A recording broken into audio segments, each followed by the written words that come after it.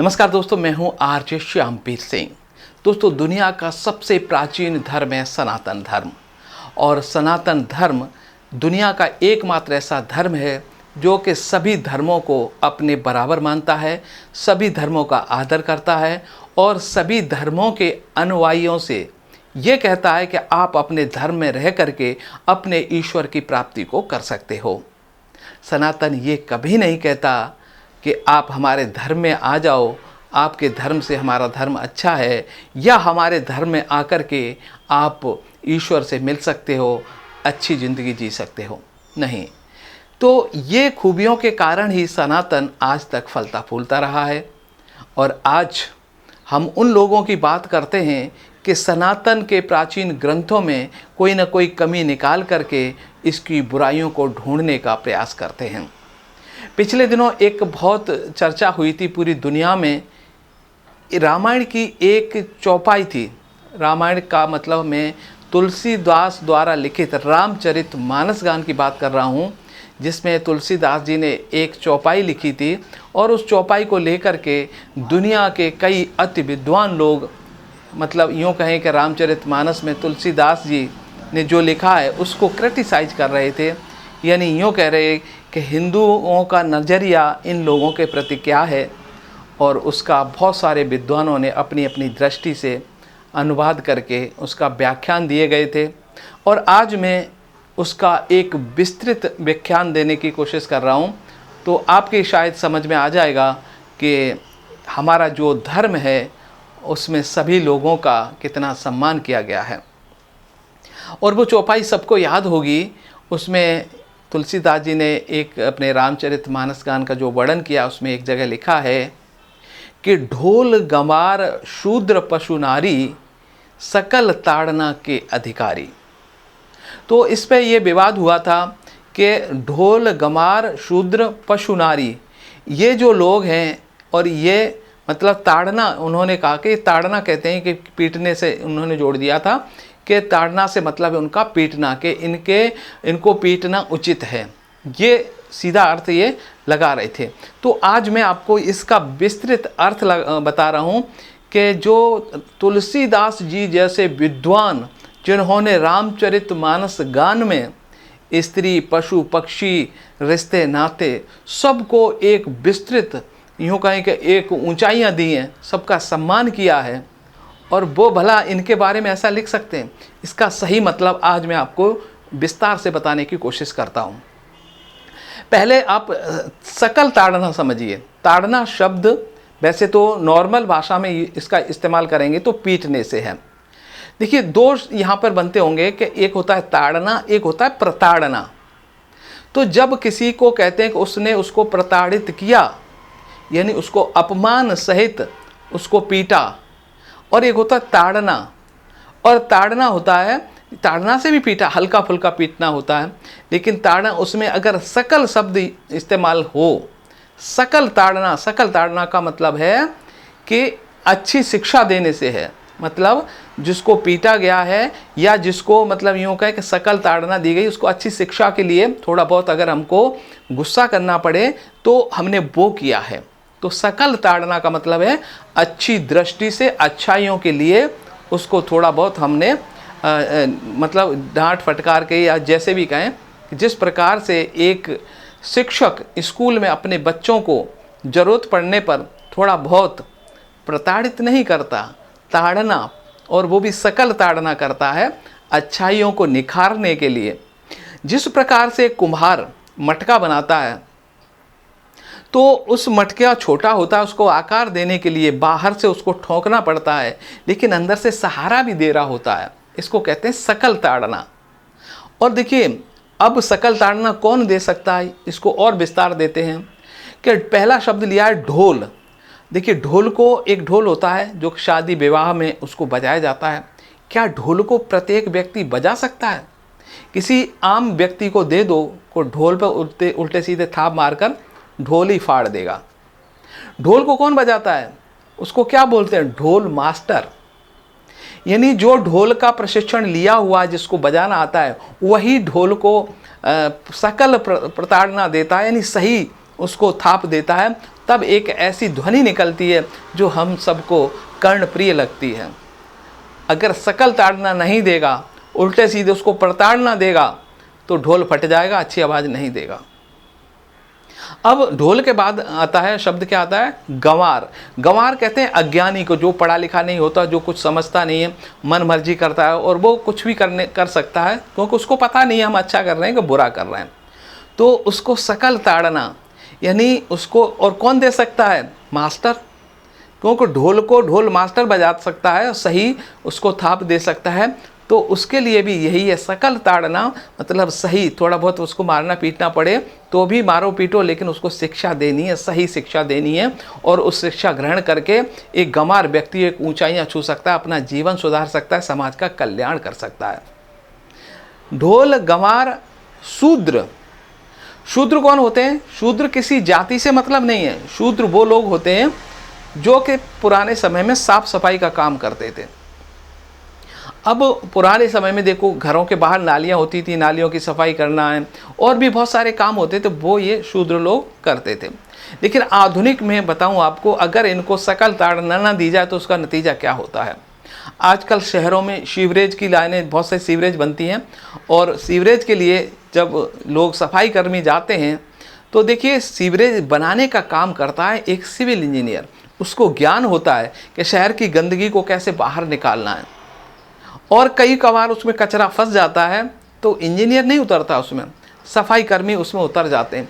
लेकिन इंजीनियर को पता है कि इसमें खतरा क्या है। अगर इंजीनियर की अनुपस्थिति में शूद्र अकेले ही उसमें उतर जाए, जो मैन होल होते हैं, तो कई बार उनकी मृत्यु इस कारण हो जाती है कि उसमें जो गंदगी के कारण गैस पैदा होती है, वो गैस से कई बार ऐसी घटनाएं आपने सुनी होंगी कि उस सफाई कर्मी की उसमें उतरने से मृत्यु हो गई। ये इसलिए हो गया, उसको शकल ताड़ना नहीं दी गई, सही आदमी के द्वारा उसको प्रशिक्षण नहीं दिया गया, उसको नहीं बताया गया कि इसमें गैस होती है। तो दोस्तों, इनको क्या शिक्षा देने की ज़रूरत नहीं है? तो इनको भी शिक्षा देने की ज़रूरत पड़ेगी, तभी ये सही काम कर पाएंगे। अब आता है शूद्र, पशु, नारी। अब पशुओं पे आते हैं। पशुओं को देखिए, अब पशु क्या काम करते हैं? एक तो दूध वाले पशु होते हैं, और जैसे बैल है, बैल से क्या काम करवाते? बैल पहले खेती करते थे। अब खेती क्या किसी भी बैल को पकड़ के हल जोतने लग जाएगा? नहीं, उसको भी शकल ताड़ना देनी पड़ेगी। देखिए, किसान को पूछिए जा कर के खेतों में कि उसको शकल ताड़ना कैसे देते हैं, यानी सही शिक्षा कैसे दी जाती है। जो पुराने समय में जो पुराने बैल होते हैं, नया बैल आएगा तो पहले उसके साथ साथ खेतों में ऐसे ही फ्री चला जाए बिना हल के, और साथ साथ चलता रहेगा। जब उसको आदत लग जाएगी फिर उसके कंधे पर हल डाल दिया जाता है। फिर उसको पता है कि हमें क्या करना है, तो उसको ट्रेनिंग दी जाती है, शकल ताड़ना दी जाती है। उसको कभी कभी हम डंडे से थोड़ा मारना पीटना भी पड़ता है। अब किसान को इतना मारता है क्या कि बैल मर जाए? नहीं, और इतना भी नहीं कि उसके चोट लग जाए, क्योंकि उसकी तो रोजी रोटी है भाई। अब आते हैं, अब पशु, नारी। नारी को कौन? नारी, अब कहेंगे नहीं, नारी को क्या, नारी तो ना तो पशु है ना गंवार है, वो तो पढ़ी लिखी भी हो सकती है। लेकिन वहाँ उसको शकल ताड़ना की कहाँ ज़रूरत पड़ती है, मैं बताता हूँ। देखिए, नारी हम कब यूज करते हैं? एक लड़की होती है जब तक पिताजी के घर पर रहती है, और जब उसकी शादी हो जाती है तो वो बन जाती है नारी, यानी ससुराल में उसको नारी कहलाएगी। अब यूँ कहूँ कि भाई वो बालिका है, किसकी है? बालिका किसी का नाम लूँ कि भाई वो बालिका रणवीर की है, तो रणवीर की बेटी हुई। अगर मैं कहूँ कि किसी का नाम लूँ कि ये अमुक जो नारी है वो किसकी है, तो आपको पता लग जाएगा ये नारी है, इसका मतलब वो पति है। समझ गए होंगे, नारी का मतलब है ससुराल में जब जाएगी तो वो नारी कहलाएगी। अब जब नारी बन गई तो देखिए, जब ससुराल में जाती है कोई भी बालिका, तो शुरुआत में उसको 10-15 दिन तक घर में कोई काम नहीं करवाया जाता। इसका कारण होता है कि उस घर के बारे में उसको कुछ पता ही नहीं है कि किसको खाने में क्या पसंद है, कहाँ कौन सा सामान रखा है, किसकी इज्जत करनी है, किसके पैर छूने हैं, किससे पैर छुपवाने हैं, किसके आगे घूंघट निकालना है। तो ये शकल ताड़ना का काम चलता है 10-15 दिन। मतलब सही शिक्षा उसकी सासू या ननद के द्वारा दी जाती है। बहुत सारी महिलाएं आई, कहीं ये चाची इसके पैर छू, ये ननद है इसके पैर छूने, ये जेठ है इसका घूंघट निकालना, इसके आगे देवर है, तो ये सब बताया जाता है। फिर किचन में उसको बताया जाता है कि भाई देखो इतने बजे वो ड्यूटी जाएंगे, उनको खाने में क्या बनाना है, टिफ़िन में बच्चों के लिए क्या बनाना है, किसको क्या पसंद है, किस समय भोजन बनता है, कहाँ से खाना आता है, कहाँ से सब्जियाँ आती हैं। जब उसको 15-20 दिन में पूरी ट्रेंड हो जाती है, फिर वो खाना बनाती है। तो बिना सासू और ननद के शिक्षा के सीधे ही आते ही खाना बनाने लग जाए तो पहले ही दिन से झगड़ा शुरू हो जाएगा। क्या उस नारी को जो दुल्हन आई है उसको शिक्षा नहीं दी जानी चाहिए? शकल ताड़ना की जरूरत नहीं है उसको। तो ये है इस चौपाई का सही अर्थ। अब एक उदाहरण और दूंगा। देखिए जो शब्द यूज किया शकल ताड़ना, शकल मतलब सही शिक्षा से है इसका मतलब, और उस वो शिक्षा से इसमें थोड़ा बहुत डांटना और थोड़ा बहुत पीटना भी पड़ सकता है। जैसे ढोल को पीटा जाता है लेकिन सही बराबर थाप देकर, उस समय ढोल के अच्छाइयों के लिए उसको पीटा जा रहा है क्योंकि अच्छी ध्वनि निकाल सके। जो गंवार है उसको भी थोड़ा, उसका जो पढ़ाने वाला शिक्षक है वो भी थोड़ा डांटेगा तभी शिक्षा ग्रहण कर पाएगा, नहीं डांटेगा तो वो शिक्षा ग्रहण नहीं कर पाएगा। सासू भी नारी को डांटती है, पशुओं को थोड़ा बहुत मारना करना पड़ता है, अच्छाइयों को निखारने के लिए थोड़ा बहुत हमको सहन करना पड़ता है। देखिए ताड़ना से एक शब्द बनता है तड़ित। बहुत बहुत ऊंची बिल्डिंगें शहर पर बनती हैं और उसके ऊपर एक त्रिशूल के आकार का एक यंत्र लगाया जाता है और एक वायर के द्वारा सीधा सम्मत जमीन के अंदर होता है। उस तड़ित का काम क्या होता है? ऊपर से एक बुराई बिजली गिरती है बारिश के समय, तो अगर वो तड़ित ना हो तो पूरी बिल्डिंग को ध्वस्त कर देगी। तड़ित क्या करता है? उस पूरी बिजली को एब्जॉर्ब करके जमीन के अंदर पहुंचा देता है, तो उस बिल्डिंग को वो नुकसान नहीं पहुंचाती। अब उस तड़ित ने क्या किया? उसको बुराइयों को, जो बुराई उस पर गिरने वाली थी उसको नष्ट कर दिया। यही गुरु करते हैं। जो कहा है कि ढोल गमार शूद्र पशु नारी, इनके अंदर की जो बुराइयां हैं, जो ताड़ना देने वाला, इनको दूर करने का काम करता है और उनके सही स्वरूप को निखारता है। यही सनातन का यूँ कहें कि सनातन की विस्तृत और महानता है कि हमारे यहाँ पर जितने भी ग्रंथ लिखे गए बहुत ही महान हैं। और तुलसीदास जी ने जो कुछ रामचरितमानस गान में लिखा है और उसको समझना कितना आसान है कितना कठिन है, मैं 2 पंक्तियों में आपको बताता हूँ। रामचरितमानस के बारे में कहा गया है कि 12 खड़ी पड़ गए। 12 खड़ी होती है जो बेसिक चीज़ होती है हिंदी की। 12 खड़ी पड़ गए और रामायण में कड़ गए। अगर आपको बेसिक हिंदी का ज्ञान है तो भी रामचरितमानस गान को आप समझ लोगे, पढ़ लोगे। कठिन कितनी है ये भी बता देता हूँ कि 4 वेद पढ़ गए, 4 वेद जिसने पढ़ लिए और रामायण में अड़ गए। तो ये वही लोग हैं कि पढ़ना जानते हैं, अर्थ का कुतर्क करना जानते हैं और महान इस सनातनी धर्म को ये ना तो समझ सकते हैं।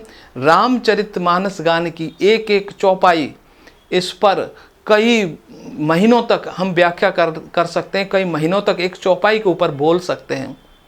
ऐसा विस्तृत हमारा ज्ञान रामचरितमानस गान में कितनी चौपाइयाँ हैं, कितने दोहे और छंद लिखे गए हैं। एक ऐसे युग योगीन कवि द्वारा लिखे गए हैं। कई युग में जो ऐसे युग योगीन कवि पैदा होते हैं, महान तुलसीदास, और उन पे भी इस अति ज्ञानी लोगों ने इस युग में उन पे उंगली उठाना बड़ा ही ऐसा दर्द करता है कि क्या कहें कि सनातन को समझने का प्रयास करते हैं। सनातन को समझना कई जन्म लेने पड़ जाएंगे। आप लोगों को रामचरितमानस गान की एक चौपाई समझने में कई जन्म लग जाएंगे, मुझे तो ऐसा लगता है।